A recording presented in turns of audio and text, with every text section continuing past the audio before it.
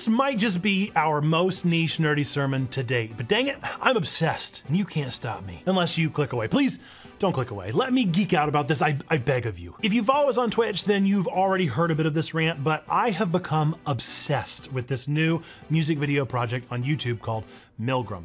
It is one of the most creative ideas I've seen in a long while, and it's put together so phenomenally that I can't stop thinking about it. Do you like death games like Danganronpa or Squid Game? It's got that. Do you like anime OPs? You get 10 per season. Do you like gorgeous animation and compelling anime characters? Got it. Do you like to decide the fate of murderers based off of their feelings personified in a music video? Well, that one's a bit more specific. I don't know how you said that, but if that's you, you're in luck. I think what makes this series so compelling and especially worth talking about in relation to the Christian faith is that it centers around the concept of forgiveness, which is kind of a big part of what we do. So what could J-pop have to do with Jesus? Let's talk about it. Folks, welcome to Checkpoint Church, where nerds, geeks, and gamers come together to talk about faith, games, and doing my girl Mahiru dirty with that guilty conviction. I am your nerd pastor, Nate. If you like these weekly deep dives, be sure to sub, hit that bell, and find out when our next one drops. Folks, we're gonna be starting, as always, with our scripture for this video. It's gonna be the Gospel of John, chapter 8, verses 1 through 11 from the NRSV UE. Our reader today is gonna be one of our level 2 members, Splash Force, who prefers to use his username. So I'm gonna go ahead and throw it to Splash. While Jesus went to the Mount of Olives, early in the morning he came again to the temple. All the people came to him, and he sat down and began to teach them. The scribes and the Pharisees brought a woman who had been caught in adultery, and making her stand before all of them, they said to him, "Teacher, this woman was caught in the very act of committing adultery. Now in the law, Moses commanded us to stone such women. Now what do you say?" They said this to test them, so that they might have some charge to bring against him. Jesus brought down and wrote with his finger on the ground. When they kept on questioning him, he straightened up and said to them, "Anyone among you who is without sin be the first to throw a stone at her." And once again he bent down and wrote on the ground. When they heard it, they went away, one by one, beginning with the elders, and Jesus was left alone with the woman standing before him. Jesus straightened up and said to her, "Woman, where are they? Has no one condemned you?" "No one, sir." And Jesus said, "Neither do I condemn you.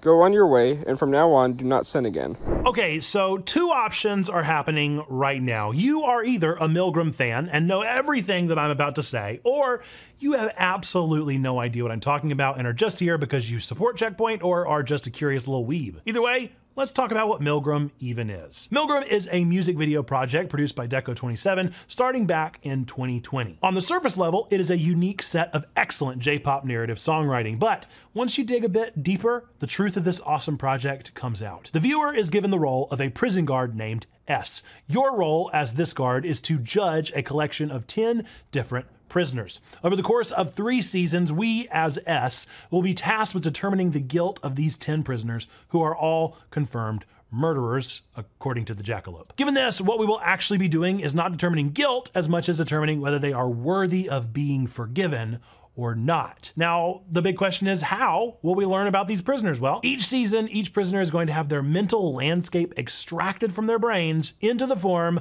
of a music video. These videos, lyrics, and song styles will all contain hints and clues as to how the prisoner feels about their crime and what happened from their skewed perspective. Thus, our role as S is to debate within the comment section on YouTube on the severity, legitimacy, and toll of each crime, whether or not we want to cast a guilty verdict on each prisoner by voting on the website every day. Now, season 1 wrapped earlier this year and season 2 started back in August, but no one had any idea what would actually happen to the 4 that were voted guilty last season. Now we know that these 4 were punished by another member of the group that considers herself a vigilante. Some of them are barely harmed. One got fairly hurt, and Mahiru almost died. I will never forgive you, guilty voters. 2 videos into season 2, we are now being tasked with determining the capacity to forgive once again, but now we know more of the consequences of our choices, and it's only made the votes that much harder. If all of that wasn't compelling enough, all these songs are absolute bops. And all the characters are compelling as all get out. We have Haruka, the definitely not serial killer mama's boy, Yuno, the call girl with no feelings, Futa, the cyberbully with a strong sense of justice, Mu, the once popular girl turned abandoned girl, Shido, the Sweeney Todd level experimental doctor, Mahiru, the best girl who did nothing wrong except for love too much, Kazui, the basic guy who is in love with the wrong person, Amane, the 12-year-old who might be a cultist, Makoto, the Tumblr heartthrob that broke the internet, and Kodako, who is Batman, but bad. Batman. Keep in mind though, this is only what we know from the first season. Each season is going to be making new developments, new videos, and new things to learn. I love literally everything about this project, and every song sounds so good. And none of this is even mentioned yet that we are guided through this whole thing by a mysterious, literally mythical jackalope who helps us with our role as the prison guard named S, who also releases covers of all the songs once they are listened to by enough people. This series is so good and so free. I just beg you to watch it, or better yet, join our Discord where we have a thread on it to debate things and explore the world further together. In order to keep myself from talking your ears off, since I've done it for 3 streams, at least recently, just what I want to point out, all I'm saying. Let's move forward to what on earth this fascinating concept of a music video project has to do with Jesus. Our passage today is from the Gospel of John, and it contains one of the most prevalent and confounding stories of Jesus out there, one that has made its way into plenty of pop culture media and bumper stickers. This passage is confusing, so confusing in fact that it's often just cut out of translations or are considered not canon by some faith traditions. With that, let's break it down and explore a little bit about what's happening here. We have this situation where a woman has been caught in the act of adultery. According to the Levitical law, she should by all means be stoned and killed where she stands. But she isn't being brought before a court of law or anything like that. Instead, she's being brought before Jesus. Isn't that weird? It's clear that the scribes and Pharisees are testing this supposedly divine being of Jesus and are testing him with something that isn't easy for anyone: killing someone. The scribes take this adulterous woman, they throw her before Jesus, and they say, hey, Moses said she should die. What do you say? Jesus bends down, starts writing something in the ground. We don't get to know what's happening here, and it's so frustrating, but it is the way it is. As they continue to berate him, Jesus continues writing on the ground, but after some time, he finishes, he stands back up, and he says, hey, anybody around here who has no sin, why don't you be the one to throw the first stone? And then he kneels back down and he starts writing again. Now, slowly but surely, as he's writing this time, people begin to leave, one by one after another, including the scribes and the Pharisees, until finally it's only Jesus and the adulterous woman left standing here. Jesus then stands up and looks at the woman and says, woman, where are your accusers? She says, there are none left to condemn me. And then Jesus says, I don't condemn you either. Go and don't sin again. This passage is so weird, right? It's no wonder it's so controversial and highly questioned. It doesn't sound a thing like John, and it's weird by all accounts, but is there a kernel of something we can gain from this passage? Well, we can hold 2 realities in check here from other places in the gospel. On one hand, we've seen what makes Jesus truly angry. He is upset with people being taken advantage of by the law, by money changers, by hypocrites. That's the stuff that brings out table flipping and whip Jesus. We have also seen what Jesus expects of our own role as judgment bringer. That is to say, it's non-existent. We aren't really called to that position at all. If we're to ever call out one another, then Jesus really only says that we better check ourselves first, because sometimes the splinter in another's eye looks bad, but it's nothing compared to the plank in our own. Understanding all of that and then acknowledging that Jesus does believe that his role is to fulfill and not throw out the law, how are we to rationalize this story if it's true? Ultimately, this story has 3 major characters: the woman, the crowd, and the Pharisees. All 3 are dispelled for the exact same reason. Now, some may try to speculate about what was written in the sand being the sins of everyone, whatever, like, I don't know. We don't really know what's written there, and I think that's okay. Regardless of what's written in the sand, it's clear that it is enough to serve its intended purpose. Whatever Jesus writes reveals the truth in the crowd. No one is sinless. Jesus doesn't say that she doesn't deserve death by the law. He says that anyone that isn't also worthy of death by the law should be the one to start the judgment. And who is that? No one. All have fallen short.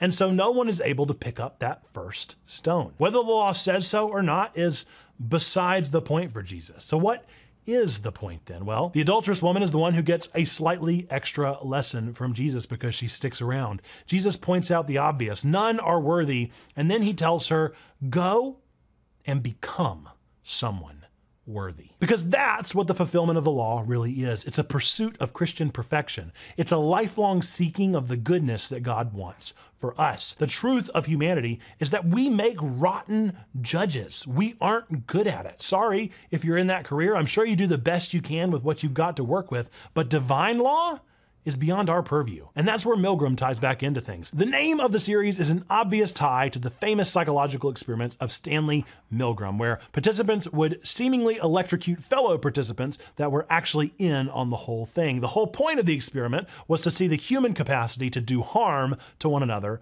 under duress and direction from an authoritative power. Who has S under duress as an authority figure to carry out harsh judgments against those in the prison? It's the jackalope. We've been told to execute punishments, and we are carrying out our judgments accordingly. By the way, quick side theory, S is a prisoner and all the others are actually in on the experiment. S is the only one to ever have committed a murder. Come back to me in like 2 years when the seasons are over. Back to the sermon. You've no doubt made the connection here already, but notice the authority in the room and how there is one unlike the others. Stanley Milgram had the authoritative supervisor controlling things. Milgram has the sadistic jackalope. Jesus says only pick up that stone of judgment if you have your own mess in order first. This is an obviously stark contrast. Jesus' authority is one of peace and grace, not testing punishment. But what does any of this actually mean for us today? What can we learn from this? For starters, it means that you better go and vote My Hero Innocent when her video drops in a few months. But more importantly,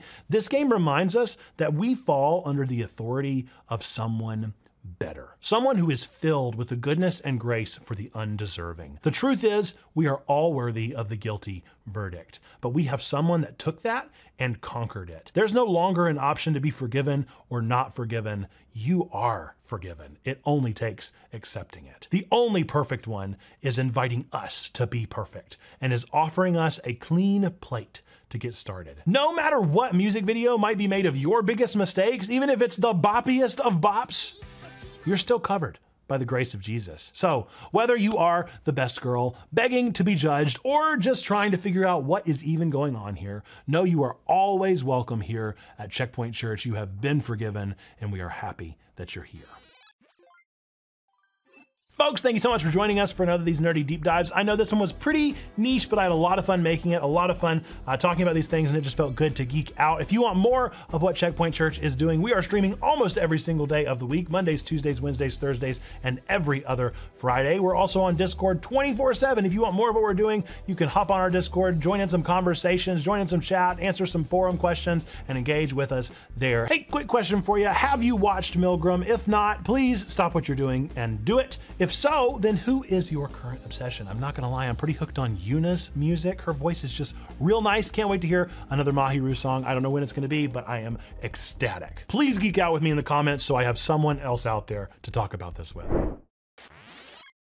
With that, we're gonna end this video as we always do with our 3 things that we believe to be true about every single one of you out there, regardless of whether or not you believe in God, don't believe in God, whether you are the adulterous woman or the scribe. We believe these 3 things to be true about every single one of you out there. Number 1, we believe that God loves you, like really, really loves you. Number 2, we love you. We want community with you. That's what we're doing here on YouTube and Twitch and Discord. And number 3, we believe that you, yes, you matter. You are a person of sacred worth. The world is a better place. Why? Because you are in it. Folks, with that, until the next time that I see you, I hope that you are well. I look forward to seeing you maybe on our Discord right now or on our Twitch during the week or back here, same time, same place for another nerdy deep dive next Sunday. Until then, bye-bye!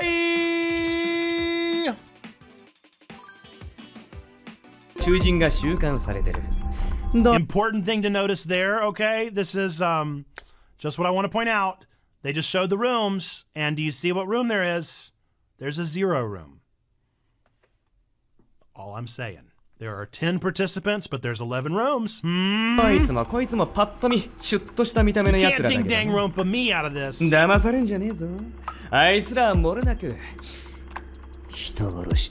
you go. They're murderers.